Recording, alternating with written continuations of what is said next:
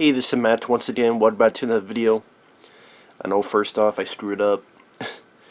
Real quick note, I was trying to shave here and keep this, but then I went too far, and I'm like, well, I guess I'll just shave it all off. And I do think I look better with the face hair on, so that's my own screw up, but in like a week it'll probably grow back. It usually grows back pretty quick. But enough about not being the only channel non-sponsored by Manscaped. This is a paid request from AA. Thank you so much for that. And for those interested in requesting pretty much any type of videos, topics, reactions, commentaries, reviews, re-reviews, randomness, out of the blueness, whatever it may be, feel free to send it either directly to my PayPal or join my Patreon. Both links are down below in the info box. And once again, if it seems I'm a bit out of it, still dealing with being under the weather, just always takes a while with me, but just bear with me. Now, the Boondock Saints. This is a film I had seen before, and it's been a while since I had seen it. And rewatch it, it seems like a film that's pretty love or hate relationship with people. You either don't mind it and it's got a cult following, or you just despise it. Like, for example, I know Brad Jones, the Cinema Snob, a channel I've watched from time to time, he absolutely hates this in the sequel. And people either hate it because it's they view it as a wannabe Quentin Tarantino type of film with all the worst iterations of it. I mean, I don't know, I never minded the film. You got Sean Patrick Flanery and Norman Reedus. Of course, Norman Reedus would be popular with The Walking Dead. Sean Patrick Flanery, he's been in quite a few stuff. They star as brothers, and one thing leads to another, and in self-defense they kill these Russian mobsters. They turn themselves in, they're let go, and they realize, wait a minute, we could do some good with this, and they become vigilantes. And then the film does this thing where I can see why it's kind of deemed pointless, but you know, it made things a little bit different. Where Willem Dafoe, who plays an FBI agent who happens to be gay, just they throw that in there. It's like, okay. First off, he does a good job. Very eccentric, interesting character, filled with a lot of energy. Yeah, I think Willem Dafoe does a great job in this. He'll look at a crime scene, piece together what happened, and then it cuts back to the vigilante sequence happening with our two main characters. Or this third guy, Rocco, who they did name the Funny Man, who's friends with our two lead characters.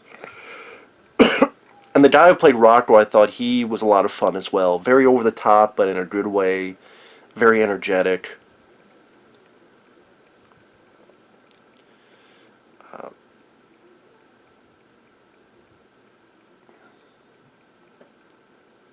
I don't know, it definitely has an interesting, in a way, unique way of doing a vigilante film. I mean, I've seen plenty of vigilante movies, but never one quite like this. Some would say that's a good thing, but the two brothers, I mean, you don't get a lot of in-depth characterization or development of them, but I thought they worked well together. So a lot of people don't like the Irish accents. They didn't bother me. If you're Irish, it bothers you, okay, I'll take your word for it. Like, the one that bothered me more was like Tommy Lee Jones and Blown Away, or was it Brad Pitt and The Devil's Own? Like, those seem more annoying than this, but that's just me. Maybe because I like this film more than those two. And the writer-director, Troy Duffy, I thought he brought some interesting twists to it, a sense of humor.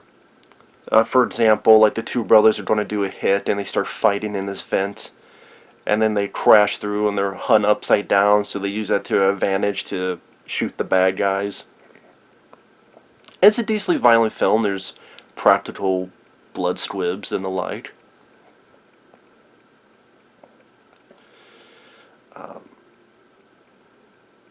Didn't mind the music. Apparently, one of my neighbor's roosters, he didn't mind the music either. Or maybe gave him a stroke. I don't know. Sounded like he had a stroke. Do chickens have strokes? Maybe. Or roosters? Maybe. But there's definitely some weird, quirky sense of humor. Like there's a scene where Rocco is talking with the two brothers, and someone he knows has a cat there, and he pounds the table, and the gun goes off and accidentally shoots the cat. I'm a big fan of cats, so I'm like, but I gotta admit, it was so out of the blue and out there that I will admit I did that kind of reaction. Whether you want to count that as a laugh or close to. I do think at times it does too many like fade to blacks. A lot of times these fade to blacks seem very random, or kind of just let's just put a fade to black transition here just because. But yeah, I mean the rest of the plot is again the two brothers doing the vigilante thing. Willem Dafoe's on their trail. The two brothers get their buddy Rocco involved, or more like he gets himself involved with them. The three of them start doing these hits, and so the mob, they get this hitman out of prison, Billy Connolly. Which the twist with them does come pretty much out of nowhere. It's a pretty big pill to swallow.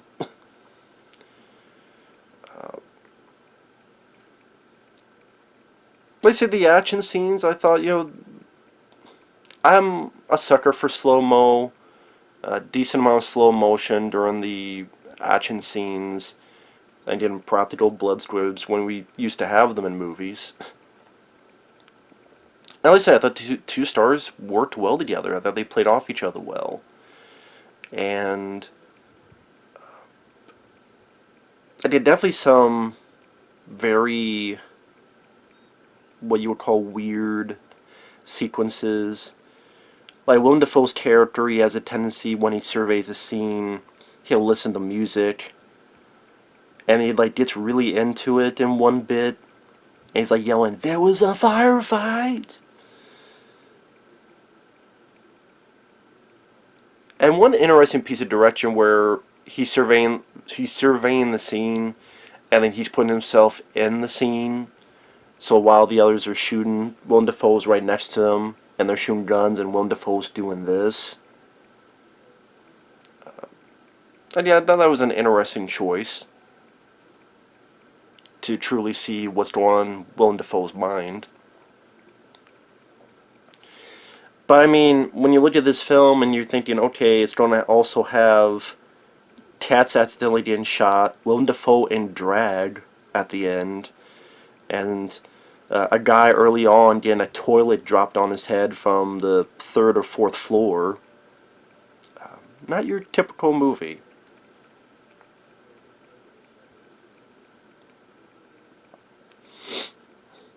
Now, before I get more into the film, I know this had a bit of a troubled history with the director Troy Duffy. For what I understand, there's a documentary that was made on this director. I think it was called Overnight. And he worked at a bar, he wrote a script, and then the script got popular, people wanted to buy it here and there, including like Miramax and other stuff. And I haven't seen the documentary, so I don't know for sure, but I think he was talking crap about like Keanu Reeves and other people, and like, oh, don't want them in this. And then there's other people he wanted for the lead roles. I forget who his original choices were. I want to say it was Mark Wahlberg and was it Matt Damon? I can't remember who the other guy was. He had other choices, but it ended up being these two guys. And apparently the director was a complete dickhead to people, thinking he was top stuff, hot shit, abrasive on the phone, pissed off people. And then ultimately, one thing led to another, and people just shut them out, and they go, okay, well, fine, we don't want your script, and we don't want your movie, and we're not going to do it, and tough titty, and goodbye.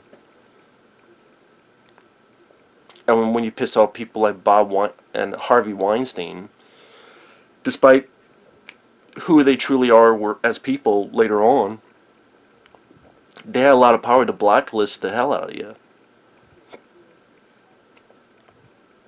So then, he didn't know what to do. He didn't know what else to turn to. Ultimately, one thing led to another. He got to, I want to say it was it Franchise Pictures? I forget the company. And for a tiny bit of the fee that he was going to get with the bigger studio. And then when the film was made, released, he did not get a cut. This cast did not get a cut of the DVD sales. Because the film was a complete bomb in theaters, but on VHS, DVD, probably more DVD, it made a lot of money. And like I said, it got a cult following.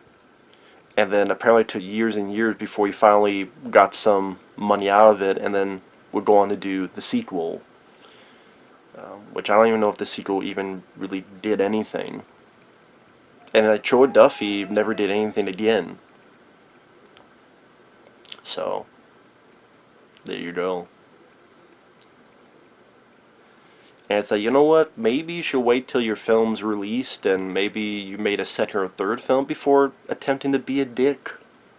Just saying, maybe in your third film or fourth film, then you can try to be a dick. Just saying. Just saying. You know, as I'm watching the film, I don't really have a lot of issues with it. Some people complain about the action scenes. I mean, I'm not looking this think it's going to be John Wick or anything. I thought they were effective, what they needed to be. Willem Dafoe was probably the most interesting character in the movie.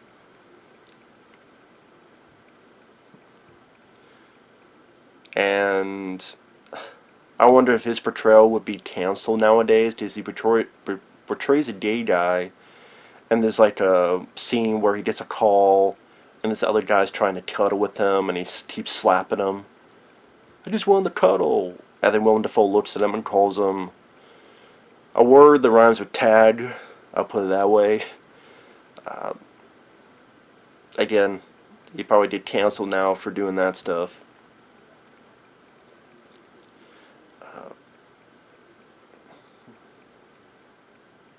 As it went along, it kind of felt like it was kind of the same thing over and over again, where there's a scene, Willem Dafoe looks at it, flashback, this is what happened, the shootout. Scene, this is what happened, flashback, this is another shootout. Like I said, there's not really much of other plot points or characterizations or development, especially on the two leads. Like I said, Willem Dafoe, he's probably the only one, because it gets to a point where he's like, you know what, he's in a confessional booth, and he's like, you know what, I actually like what these guys are doing, and I actually kind of wish I could do what these guys do. And that's one of the things that the sequel was missing. It was definitely missing Willem Dafoe. Now, I don't know if Dafoe did not like working on the film, if he didn't like the director, which he would not be alone if that was the case. Sean Patrick Flanery and Norman Reedus obviously were fine enough to return, as well as Billy Connolly, but Willem Dafoe was nowhere to be seen. So again, I don't know if Dafoe was busy, or he's like, fuck this guy, he's an asshole. I don't know the details. If Willem Dafoe ever says in an interview, let me know. Love to read it or watch it, but spoiler alert, big spoilers. What happens is our three main leads try to do another hit. They get caught. Rocco gets killed. The other two get out of their bonds.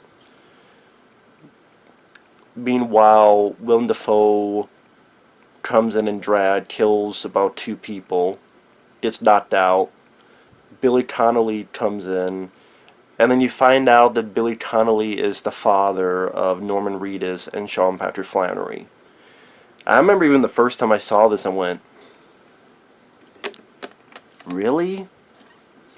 Really? I mean, okay, like, that's the biggest coincidence ever.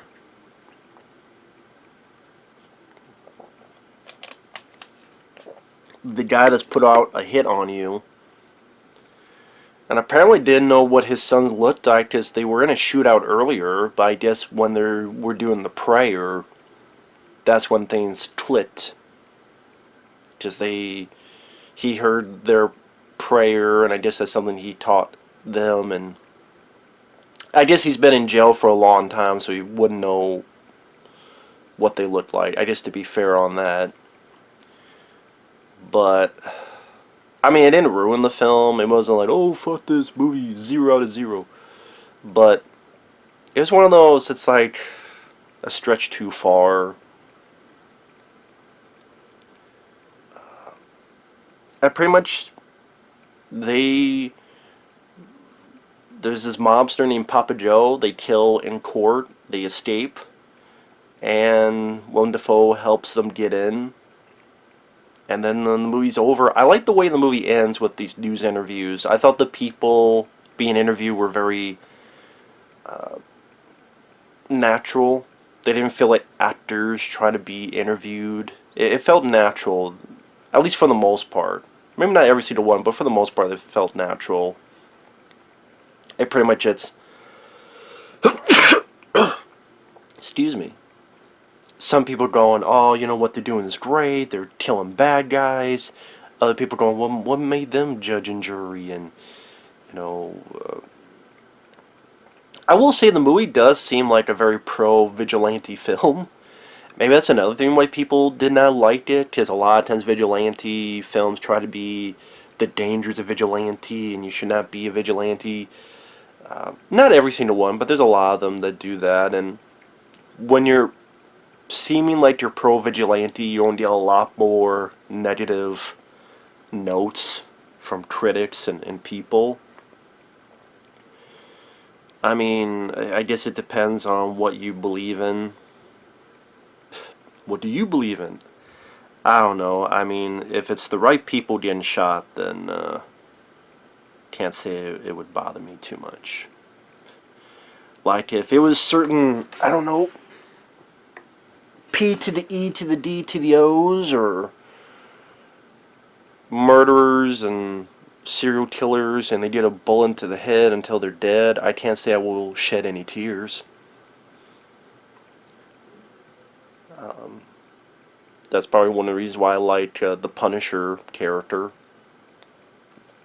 But I can also understand the other side as well, where kind of like Clint Eastwood in Magnum Force, where those were 3 vigilante cops who then took it too far and killed this innocent person because he was sacrificed. And it will be sacrificed. I love Magnum Force. It's my favorite Dirty Harry film. So, but that's a way of doing it on the opposite side that I thought was well done. Because Harry Callahan seems like he is close to that edge, but there's still a semblance of a line. Maybe a very thin line, but there is a line. Anyway, getting back to this, I thought it was, you know, decent. I thought it was okay. Like I said, didn't mind it. Didn't mind the way it was directed. Like I said, a bit too many fade to blacks that at times seem random. I know the showing the aftermath in the shootout does seem a bit redundant, but at the same time it does get you a little bit into Willem Dafoe's character and how he thinks. Maybe getting to know a little bit of Patrick Flanery and Norman Reedus would have been interesting. Maybe some more scenes between those two and Willem Dafoe. Some back and forth between them would have been interesting. But either way, I didn't think it was as bad as, I don't know, like Cinema Stop. It was like one of the worst films of the decade. I'm like, yeah, yeah, right. But didn't mind it. So with that said, thanks for watching. Take care, and we will see you guys later. Bye.